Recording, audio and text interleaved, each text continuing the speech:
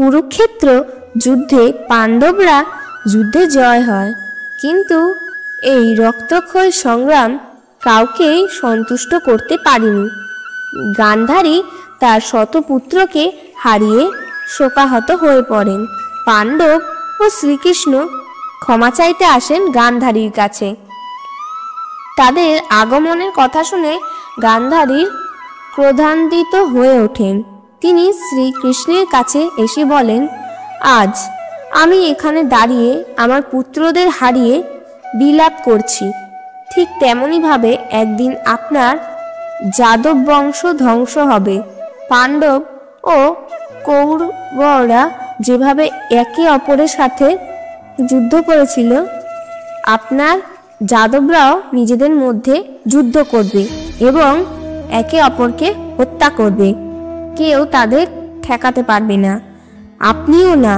আপনি শুধু নীরব দর্শক হয়ে তাদের পরিণতি দেখবেন।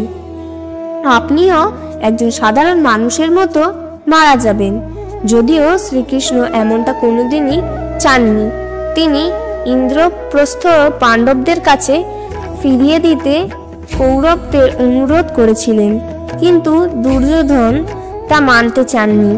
তারপর শ্রীকৃষ্ণ ইন্দ্রপ্রস্থের মাত্র 5টি গ্রাম চেয়েছিলেন যাতে যুদ্ধ এড়াতে পারেন, কিন্তু অহংকারী দুর্যোধন বললেন তিনি পাণ্ডবদের এক এক টুকরো জমিও দেবেন না।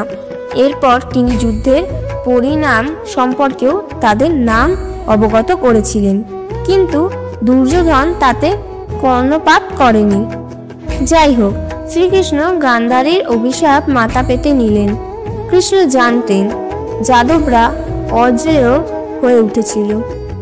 একমাত্র গান্ধারীর অভিশাপের কারণে তারা ধ্বংস হবে, অন্যথায় তারা পৃথিবীর বোঝা হয়ে উঠত। কুরুক্ষেত্র যুদ্ধের পর যুধিষ্ঠির হস্তিনাপুরের রাজা হলেন। শ্রীকৃষ্ণ তার রাজ্য দ্বারকায় ফিরে গেলেন। এরপর থেকে যদু বংশ খুবই শক্তিশালী হয়ে ওঠে। ফলে তাদের মধ্যে হিংসা, লোভ, অহংকার, পাপের জন্ম নেয়। যাদবরা দ্বারকায় নৈতিকতা, শৃঙ্খলা, নম্রতা, ভদ্রতা ভুলে গিয়ে আনন্দ উল্লাসে জীবন কাটাতে শুরু করে। তখন শ্রীকৃষ্ণ বুঝতে পারলেন মাতা গান্ধারীর অভিশাপ বাস্তবে রূপায়ণের সময় হয়ে এসেছে। এভাবে ধীরে ধীরে যদুবংশ ধ্বংসের দিকে এগোতে থাকে।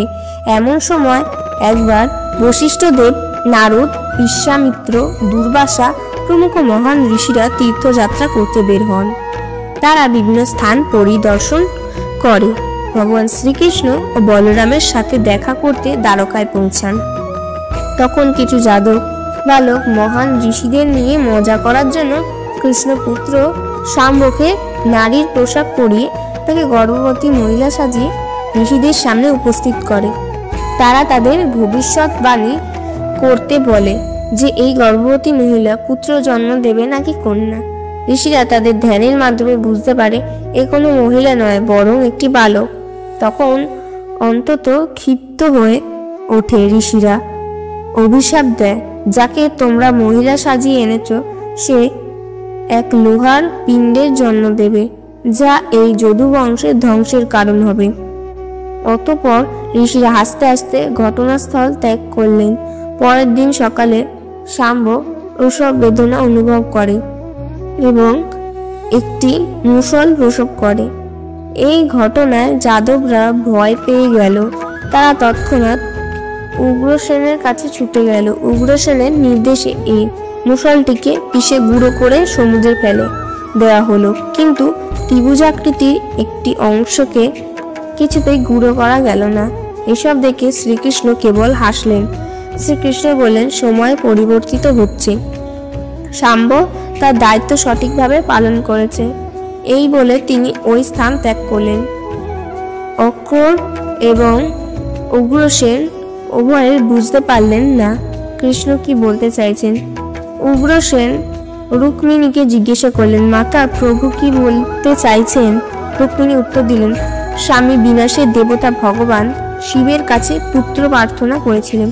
সেই পুত্র হলো শাম্ব, যে এই বংশের ধ্বংসের কারণ। এই সময় উগ্রসেন দ্বারকায় নির্দেশ নিলেন কেউ যেন সেখানে মদ্যজাতীয় দ্রব্য তৈরি না করে এবং তা পান না করে, অন্যথায় তাদের কঠিনতম দণ্ড দেওয়া হবে। ফলে সেখানে মাদক তৈরি বন্ধ হয়ে গেল। কিন্তু ওই মুষল পিণ্ডের জন্মের পর থেকে দ্বারকায় ভয়ঙ্কর প্রাকৃতিক দুর্যোগ দেখা দিল। ইঁদুর ও পোকামাকড়ের উপদ্রব বাড়তে লাগলো। এরপর সকলেই কৃষ্ণের নির্দেশে প্রবাস ক্ষেত্রে এসে বসবাস শুরু করে। সেখানে যাদবরা তাদের অভিশাপের কথা ভুলে গিয়ে পুনরায় মদ্যপান শুরু করে, উচ্ছৃঙ্খল জীবন কাটাতে থাকে। চারিদিকে অরাজকতার শুরু হয়। ফলস্বরূপ ভগবান শ্রীকৃষ্ণের রথ, পাঞ্চজন্য, শঙ্খ, সুদর্শন চক্র, বলরামের লাঙল প্রভৃতি পৃথিবী থেকে অদৃশ্য হয়ে গেল। এদিকে সেই মুষলটির ত্রিভুজাকার টুকরোটি একটি মাছ গ্রাস করে। এক শিকারী সেই মাছ ধরার পর সেই মাছের পেটে মুষলটির টুকরোটি খুঁজে পান এবং সেটি দিয়ে একটি সূক্ষ্ম বিষাক্ত তৈরি করেন। মুষলটির সূক্ষ্ম গুঁড়ো সমুদ্রের জলে ধুয়ে দ্বারকায় উপকূলে জমা হয় এবং সেখানে এক বিশেষ ধরনের বন্য ঘাস জন্মায়। এরপর একদিন যাদবরা সমুদ্র সৈকতে সমবেত হয়ে মদ্যপান করে জ্ঞান হারিয়ে ফেলে। সত্যকি মহাভারতের যুদ্ধে পাণ্ডবদের পক্ষে যুদ্ধ করেছিলেন, কৃতবর্মা কৌরবের পক্ষে। ভয়ঙ্কর যুদ্ধের স্মৃতি তুলে ধরে তারা একে অপরকে কটূক্তি করতে থাকে। সাত্যকী রেগে গিয়ে কৃতবর্মার শিরচ্ছেদ করে। কৃতবর্মার সঙ্গীরা তখন সত্যকীর ওপর ঝাঁপিয়ে পড়ে, তাকে রক্ষা করতে প্রদ্যুত যুদ্ধে জড়িয়ে পড়েন এবং তারা দুজনেই নিহত হন। পুত্রের মৃত্যু দেখে ক্রোধান্বিত হয়ে শ্রীকৃষ্ণ এক মুঠো ঘাস তুলে নিলেন। সঙ্গে সঙ্গে তা লৌহপিণ্ডে পরিণত হলো। তা দিয়ে তিনি সকলকে হত্যা করতে লাগলেন। এই ঘাস আসলে শাম্বর জন্ম দেয় সেই মুষল পিণ্ডের চূর্ণ থেকে জন্ম নিয়েছিল। এরপর যখনই কেউ ক্রোধে ওই ঘাসে হাত নিল, তখনই সেই ঘাস অস্ত্রে পরিণত হলো। তা দিয়ে তারা একে অপরের হত্যা করতে লাগলো। শ্রীকৃষ্ণ যখন দেখলেন তার পুত্র শাম্ব এবং পৌত্র অনিরুদ্ধ মৃত্যুবরণ করেছে, তখন ক্রোধে তিনি অবশিষ্ট যাদবদের হত্যা করলেন। কিছুক্ষণের মধ্যেই সমস্ত যাদবরা মারা গেল। শ্রীকৃষ্ণ দ্বারক এবং বাভ্র তখন বলরামকে খুঁজতে লাগলেন। তারা দেখলেন বলরাম একটি গাছের নিচে গভীর ধ্যানে মগ্ন। শ্রীকৃষ্ণ তাকে বললেন, আপনি এখানে অপেক্ষা করুন, আমি এক্ষুনি আসছি। এরপর শ্রীকৃষ্ণ দারুককে হস্তিনাপুরে গিয়ে অর্জুনের কাছে যাদবদের গণহত্যার কাহিনী জানানোর নির্দেশ দেন। বাভ্রকে বলেন দ্বারকার গিয়ে সমস্ত নারী ও শিশুদের রক্ষা করতে। কিন্তু পথের মধ্যে বাভ্রুর মৃত্যু ঘটে। বাভ্রুর মৃত্যুর পর শ্রীকৃষ্ণ স্বয়ং দ্বারকায় গেলেন এবং সেখানে তার পিতাকে বলেন, পিতা, শীঘ্রই অর্জুন এখানে আসতে চলেছে। তার আসার আগে পর্যন্ত আপনি এই নগরের নারী ও শিশুদের রক্ষা করুন। এই বলে তিনি তার অনুমতি নিয়ে সেই স্থান ত্যাগ করলেন। কিন্তু প্রাসাদের বাইরে এসে তিনি নারী ও শিশুদের প্রচণ্ড আর্তনাদ শুরু করতে শুনতে পেলেন। তিনি তাদেরকে আশ্বস্ত করে সেই স্থান থেকে প্রস্থান করলেন।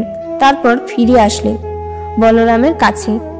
কৃষ্ণ বলরামের কাছে এসে বললেন, হে ভ্রাতা, আমিও আপনার সাথে ধ্যানে বসব। কিন্তু বলরাম কোনো উত্তর দিলেন না। তার দেহ থেকে একটি সর্প বেরিয়ে আসলো, ফলে তার নশ্বর দেহের সমাপ্তি ঘটল। কৃষ্ণ উপলব্ধি করলেন তারও এই পৃথিবী ছেড়ে বৈকুণ্ঠ লোকে ফিরে যাওয়ার সময় এসেছে। শ্রীকৃষ্ণ তখন মহাযোগের আশ্রয় নিয়ে ধরিত্রীতে শুয়ে পড়লেন। তখন তার মনে পড়ল ঋষি দুর্বাসার কথা। একবার ঋষি দুর্বাসা কৃষ্ণের শরীরকে সুরক্ষিত করার জন্য তার সারা শরীরে পায়েস লেপন করে দেন। কিন্তু শ্রীকৃষ্ণের পা মাটিতে ছিল বলে পায়ে তা লেপন করা হয়নি। ব্রাহ্মণদের প্রতি শ্রদ্ধার কারণে ওই পায়েস নিজের পায়ে লেপন করতে দেননি। ঋষি দুর্বাসা তখন কৃষ্ণকে বলেন, হে প্রভু, আপনার মৃত্যু আপনার পদতলে। অতঃপর জরা নামে এক শিকারী সেখানে শিকার করতে আসে। শ্রীকৃষ্ণের লাল পদযুগল দেখে হরিণ ভেবে সে তীর নিক্ষেপ করে, যা তার গোড়ালিতে বিদ্ধ হয়। এই তীরটি সেই মুষলের ত্রিভুজাকৃতি অংশ দিয়ে বানানো হয়েছিল, যা মাছের পেটের ভিত ছিল। শিকারী কৃষ্ণের কাছে পৌঁছলে সে তার ভুল বুঝতে পেরে ক্ষমা প্রার্থনা করে। কৃষ্ণ তাকে সান্ত্বনা দিয়ে বললেন, মৃত্যুই হলো চিরন্তন সত্য। কৃষ্ণ জারকে বললেন, ত্রেতা যুগে ভগবান রাম জন্মে তিনি একটি গাছের আড়ালে লুকিয়ে বালিকে হত্যা করেছিলেন। জরা পূর্বজন্মে বালি ছিলেন। তিনি বালিকে প্রতিশ্রুতি দিয়েছিলেন পরের জন্মে তার ছোড়া তীরে তিনি নিহত হবেন। সেজন্য শ্রীকৃষ্ণ ইচ্ছা করেই তার পদতলে পায়েস লেপন করেননি। এভাবেই ভগবান শ্রীকৃষ্ণ এই নশ্বর পৃথিবী ছেড়ে চলে গেলেন। দ্বারক হস্তিনাপুরে পৌঁছে যাদবদের মর্মান্তিক মৃত্যুর কথা পাণ্ডবদের জানান। এই দুঃখজনক ঘটনা শুনে অর্জুন দ্বারকার উদ্দেশ্যে রওনা হলেন। অর্জুন নারী ও শিশুদের সেখান থেকে নিয়ে ইন্দ্রপ্রস্থে চলে গেলেন, কিন্তু পথে কিছু দুষ্টকৃতীরা আক্রমণ করে, তাদের লুণ্ঠন ও হত্যা করে। মহান তীরন্দাজ বীর অর্জুনও তাদের রক্ষা করতে ব্যর্থ হয়। অবশেষে অর্জুন অত্যন্ত হতাশাগ্রস্ত অবস্থায় হস্তিনাপুরে উপস্থিত হন। অন্যদিকে ধ্যানমগ্ন অবস্থায় কৃষ্ণের পিতা দেহত্যাগ করেন। কৃষ্ণ ও বলরামের স্ত্রীরা সতীদাহ প্রথা মেনে প্রাণত্যাগ করেন। কৃষ্ণের মৃত্যুর পর দ্বারকা নগরী জলের নিচে তলিয়ে যায়। শ্রীকৃষ্ণের মৃত্যুর পর কলিযুগের সূচনা হয়।